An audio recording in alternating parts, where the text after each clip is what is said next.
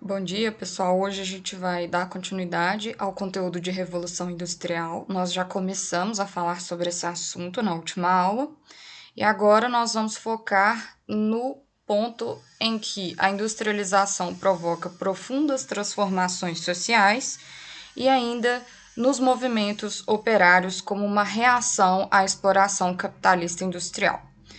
Desde já eu peço desculpa por qualquer ruído que venha aparecer no áudio do vídeo, porque parece que as pessoas decidiram fazer coisas hoje aqui perto da minha casa, então, infelizmente, isso acontece. Mas eu acredito que o ruído não deve ser muito insuportável, ok?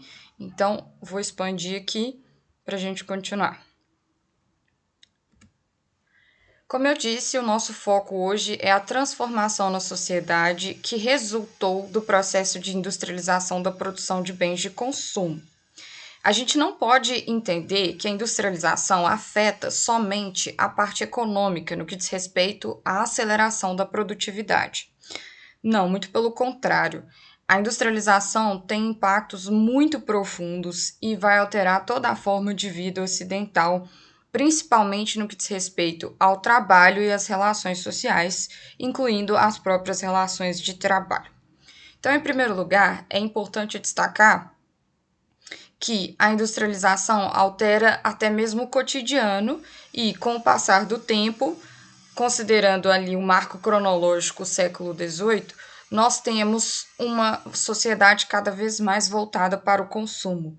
Isso também é um fenômeno que é um desdobramento não direto, né?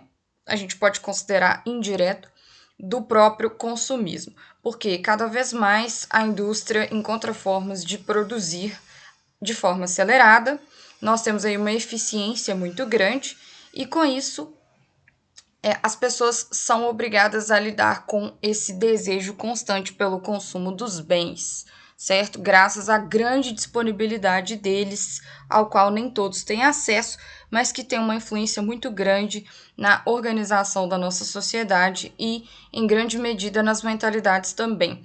Mas isso não é algo que a gente explora tanto aqui nesse momento.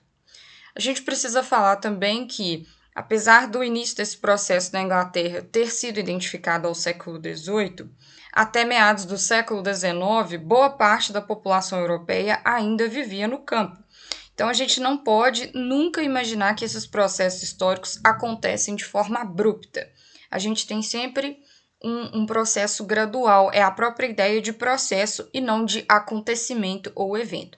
Portanto, nós temos que considerar que esse processo de urbanização, ele é lento, à medida que a industrialização também traz uma sensação de aceleração do tempo, ele acontece gradualmente, gradativamente. Essas transformações alteraram também as relações sociais e familiares. Como eu disse, o impacto da industrialização da produção é muito mais profundo do que a gente pode imaginar à primeira vista. E um dos impactos mais verificados, principalmente no que diz respeito às relações sociais, é o fim de um tipo de laço tradicional que era muito comum em várias etnias, não só na Europa, e ele pode ser percebido hoje, mas numa escala muito menor, principalmente em cidades do interior que normalmente estão mais apegadas a uma tradição mais antiga, porque no meio urbano esses laços de comunidade eles foram se perdendo. Então, isso é um impacto muito claramente verificado e tem a ver com a forma como as pessoas vão se relacionar umas com as outras dentro de um grupo social. Com isso, nós temos o avanço do individualismo. Isso é muito característico da sociedade industrial, liberal, burguesa, que vai se formando, vai se consolidando durante todo o século XIX. É cada um por si e as pessoas estão muito voltadas para o alcance do sucesso individual. É claro que isso não destruiu por completo a instituição da família na sociedade ocidental, mas o individualismo passou a ser uma marca da sociedade liberal burguesa e não tanto aquele sentimento de comunidade, de pertencimento ao grupo. Continuando com as transformações, nós temos que destacar que a figura do camponês migrante, nós sabemos que pelo menos na Inglaterra, a gente até considera um dos fatores do pioneirismo inglês havia disponibilidade de mão de obra justamente porque aquele camponês se viu obrigado a migrar do campo, certo? E com isso nós temos a disponibilidade cada vez maior de trabalhadores que venderão seu tempo a um patrão dono dos meios de produção. O tempo do operário ele passa a estar ligado ao tempo da fábrica. A luz do dia, que marca aí o tempo da natureza, deixa de ser uma referência na vida dessas pessoas e muitas vezes as pessoas entravam na fábrica antes do sol nascer e só saíam depois que o sol já havia se posto. A saúde do trabalhador, nós podemos imaginar, era extremamente prejudicada, estava em constante risco, já que não existia nenhuma referência de segurança do trabalho no início desse processo de industrialização, muito menos uma preocupação por parte dos empregadores, que justamente contavam com uma grande oferta de trabalhadores e operários que precisavam trabalhar e aceitavam trabalhar a qualquer preço.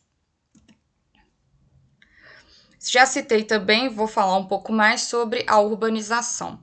A urbanização nesse processo de formação das cidades industriais, que são cidades que passarão a estar voltadas para a existência de uma fábrica, de uma indústria, ela vai marcar também a territorialização das diferenças sociais. Porque se algumas cidades, por exemplo, de Londres, como Manchester, Leeds, dentre outras, são claramente marcadas no século XIX pela presença da indústria, nós temos dois ambientes diferentes dentro de uma mesma cidade. Dois é pouco, mas basicamente dois. O ambiente em que o Estado preocupa-se com a estrutura, a infraestrutura, é um ambiente onde normalmente habitam os mais abastados, os mais ricos, e aquele local onde habitavam os trabalhadores, os operários, que não tinham qualquer interferência em termos de estruturação por parte do Estado.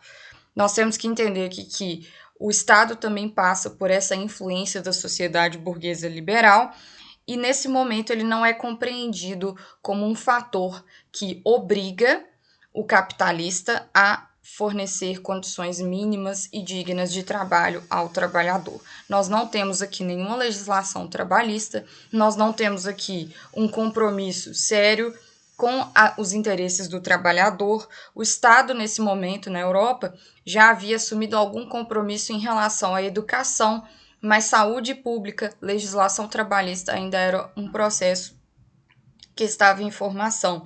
Então, esses direitos não eram garantidos nesse momento. A atenção das autoridades estava mais voltada para as áreas centrais, onde habitavam os mais ricos. É claro que a riqueza gerada pela industrialização se preocupou com o embelezamento da cidade, mas, como eu disse, isso vem de uma segregação espacial muito grande, porque existe um ambiente dos ricos e existe o ambiente dos pobres operários. O Estado não assumia para si a responsabilidade de garantir condições dignas, também já citei, que sofria, essa população mais pobre sofria muito com a falta de saneamento básico, epidemias, excesso populacional, etc. Então, o que a gente precisa imaginar são grandes bairros operários com péssimas condições de habitação, porque essa habitação, essa urbanização não era planejada, e com isso nós temos, por exemplo, problemas como a difusão, o espalhamento de doenças, principalmente tuberculose e cólera.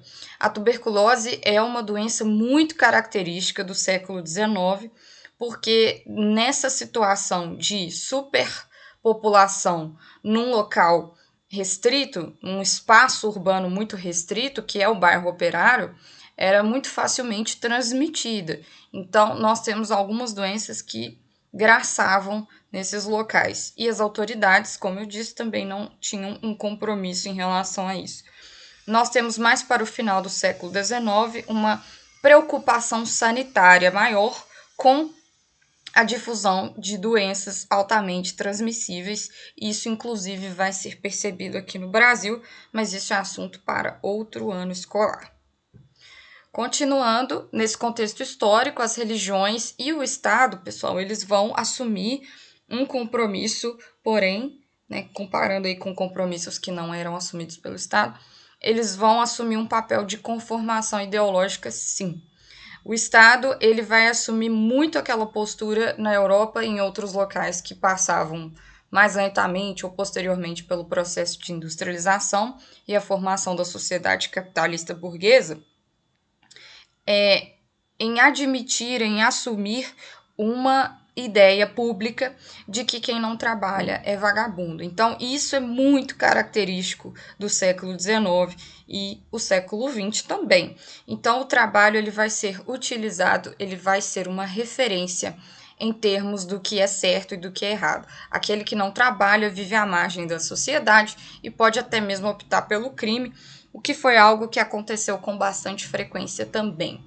Esse Estado liberal, ele exalta esse trabalho como fator de moralização da população pobre. Então, pobre, a ele resta trabalhar e ter uma vida digna, ainda que miserável. Como eu disse, algumas pessoas sim optaram pelo crime e não tinham o menor problema em viver à margem daquela sociedade. E à medida que o crime crescia diante de uma situação de extrema pobreza, de problemas sociais, como nós já citamos alguns aqui, habitação, doenças e tudo mais, o crime expandiu-se e isso exigiu, sim, da autoridade uma atenção e um investimento financeiro, claro, em relação à segurança pública. Então, a segurança pública, nesse momento, passa a ser algo de extrema preocupação das autoridades instituídas, porque o crime, as máfias vão se formar nesse momento e a máfia nada mais é do que um crime organizado. O crime compensou tanto que ele se tornou organizado. E é do século XIX, segunda metade do século XIX, início do século XX, a origem das novelas policiais. Quando eu falo novela, é o estilo literário, e nesse momento essa atuação da polícia ela tem um destaque cada vez maior, dada a necessidade, ok? Com isso, nós começamos a falar sobre os movimentos operários. O movimento operário nada mais é do que uma reação dos trabalhadores em relação a essa situação extremamente precária, a esse nível gigantesco de exploração empreendido por parte dos donos de meio de produção, também conhecidos como patrões, o capitalista, o sujeito que tem um recurso para empreender. No decorrer do século XIX, alguns grupos de trabalhadores já começaram a reagir diante dessas condições. Condições, como eu disse, tanto de trabalho, porque não existia uma preocupação com o ambiente, não existia uma preocupação com a segurança do trabalhador e, em decorrência, a situação social. Uma das primeiras formas de contestação foi a quebra e a sabotagem de máquinas. Pessoal, isso aconteceu tanto na França quanto na Inglaterra. Não é à toa que alguns estudiosos de etimologia, a origem das palavras, associam a palavra sabotagem à palavra francesa sabot, que seria o tamanco, o sapato típico utilizado por franceses, e esse sapato teria sido uma forma de emperrar as máquinas. Então, alguns historiadores já notaram esse detalhe. Mas o movimento de quebradores de máquinas mais conhecido por nós é o movimento ludita. Alguns historiadores questionam, inclusive, a existência do próprio Ned Ludd, que teria sido o líder desse movimento, dessa reação trabalhadora, mas, enfim, o nome do movimento veio de Ned Ludd. Na Inglaterra, esse movimento ficou conhecido como ludismo, como eu disse. À noite, os operários invadiam e quebravam as máquinas associadas aos problemas vivenciados pelos trabalhadores. Então, para esse grupo, né, que é um grupo muito inicial ainda nesse processo de reação trabalhadora ou operária, nós temos uma associação entre a máquina e o problema. Então, a máquina ela representa o problema vivenciado por essas pessoas. Os quebradores de máquinas foram fortemente repreendidos. Em um ataque a uma fábrica em 1812, na Inglaterra, 50 trabalhadores foram presos e 13 condenados à morte. Então, aqui nós conseguimos perceber a atuação do Estado e como, obviamente, o patrão, o dono da fábrica, tem uma influência e tem condições, tem o recurso, nós sabemos que isso é muito característico do Estado liberal, de pressionar as autoridades por uma repreensão e principalmente pela indenização de danos. Então, se um grupo de trabalhadores revoltados quebra a sua máquina, quem vai pagar o custo do conserto ou quem vai repor aquela máquina?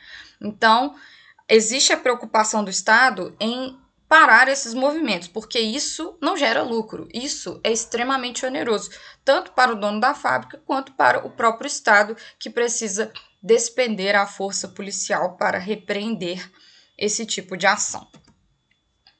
Alguns trabalhadores organizaram-se em associações e sindicatos. Então, nós temos também a formação de grupos de trabalhadores, em geral, de acordo com a habilidade, a especialidade de cada um, que procuravam representar e defender os interesses. Então, isso é uma forma um pouco menos violenta, um pouco menos abrupta de reclamar ou de tentar modificar a situação do operário naquele momento. Eles reivindicavam melhorias, inclusive estabelecidas por leis. Então, aqui nós já temos um nível de organização maior, com o objetivo, de fato, de chegar até a autoridade, porque é a autoridade instituída que tem condições de votar e decretar leis. Então, a lei, no caso, ela é um marco público, ela seria o marco público de reconhecimento dessa situação dos trabalhadores diante da exploração dos patrões. A greve foi e ainda é, como nós sabemos, uma das formas mais comuns de protesto. Então, os trabalhadores entram em greve, se recusam a trabalhar porque suas condições de trabalho não estão boas. Em 1838, um grupo de operários ingleses elaborou um documento direcionado ao parlamento inglês, observe aqui a letra maiúscula, conhecido como Carta do Povo. Aqui, pessoal, a gente começa a entender o movimento cartista. Nós falamos sobre o movimento ludita, ou o próprio ludismo, como eu expliquei para vocês, os quebradores de máquina. E aqui nós temos o segundo movimento mais famoso associado ao século XIX, que é o movimento cartista. Literalmente, a palavra cartista vem de carta. E alguns trabalhadores organizados elaboraram um documento, uma carta aberta, na qual reivindicavam a ampliação de direitos políticos, o voto secreto, representação operária no legislativo, etc. Esse processo na Inglaterra é muito interessante. Por quê? Porque a gente precisa entender o motivo pelo qual esses trabalhadores reivindicam direito político. Como eu expliquei para vocês, o direito político é a capacidade decisória. Se esse grupo, dentro da sociedade, torna-se representado no parlamento, ele tem condições de tomar decisões que afetem o grupo como um todo. Então, é necessária a representação política para que a situação dos trabalhadores se altere efetivamente. Então, isso é uma reivindicação essencial que o movimento cartista já percebeu e o movimento ludita não teve o mesmo alcance. Isso aconteceu rapidamente, facilmente? De jeito nenhum. A conquista de direitos trabalhistas foi um processo extremamente lento se comparado à aceleração característica típica do capitalismo industrial. Então, nós sabemos que o movimento cartista ele já procura uma transformação mais estrutural na situação dos operários, certo? Aqui nós temos um outro ponto interessante, mais relacionado à situação inglesa, que até hoje um dos partidos representados no parlamento que tem a origem nesse processo é o Partido dos Trabalhadores, né, o Labour. Então, nós temos aqui uma formação histórica muito interessante que tem um peso até a atualidade. Os envolvidos nesse movimento ficaram conhecidos como cartistas. Também realizavam greves e protestos exigindo concessões trabalhistas. Essas concessões trabalhistas, elas têm mais a ver com a situação de trabalho propriamente dita, como a redução da jornada de trabalho, aumento de salários, etc. Mas a gente precisa perceber o impacto do movimento operário, que não se limita às condições de trabalho propriamente ditas. Nós temos que considerar que esse tipo de movimento tem um alcance social. Aqui eu relacionei algumas conquistas ainda do século XIX. Nós sabemos que já no século XX os estados se comprometerão a instituir legislações trabalhistas visando o interesse do trabalhador. E esse processo, como eu disse, vou reforçar, ele é lento, ele é um processo, né? A ideia de processo nunca pode ser esquecida por nós. Os trabalhadores conquistaram alguns direitos cujo exercício passou a ser a competência do Estado, mas, como eu disse, a partir principalmente do século XX. Esses direitos que eu citei aqui, eles podem parecer pequenos em relação a legislação trabalhista que existem em muitos países hoje, mas naquele momento já foram marcos importantes. Exemplo, 1819, a regulamentação do trabalho infantil, que estabeleceu a idade mínima, primeiro 9 anos, depois 10 anos.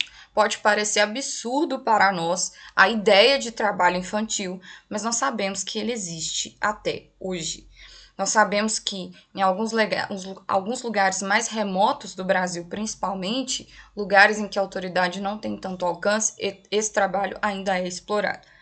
Em 1842, nós temos a proibição do trabalho infantil nas minas. Nós sabemos que trabalho em mina no século XIX é um passaporte para a morte, literalmente. As pessoas tinham uma expectativa de vida muito reduzida, imagine-se o caso das crianças. 1870, nós temos a legalização da organização sindical. A preocupação do capitalista, do patrão capitalista e do Estado, que precisa pensar na segurança pública, era tão grande que a própria formação de sindicatos era ilegal. E só chamar a atenção aqui que essas conquistas elas estão quase todas mais associadas à Inglaterra, considerando que a Inglaterra foi a primeira nação, o primeiro estado a desenvolver de forma mais antecipada esse processo de industrialização. Nós temos também a redução da jornada de trabalho para 60 horas semanais. Então, se hoje a gente considera que 44 já é uma jornada longa, imagina 60, e isso era regulamentado por lei, certo? Então, pessoal, por enquanto é isso. Nós encerramos aqui o conteúdo de Revolução Industrial. Nós precisamos focar, como eu disse, no impacto do movimento operário. Esse impacto não se limita às condições de trabalho, mas também relaciona-se à sociedade como um todo, pensando aí em impactos mais amplos, relações sociais, familiares, comportamento, criminalidade e tudo mais. Por hoje é só isso e até mais.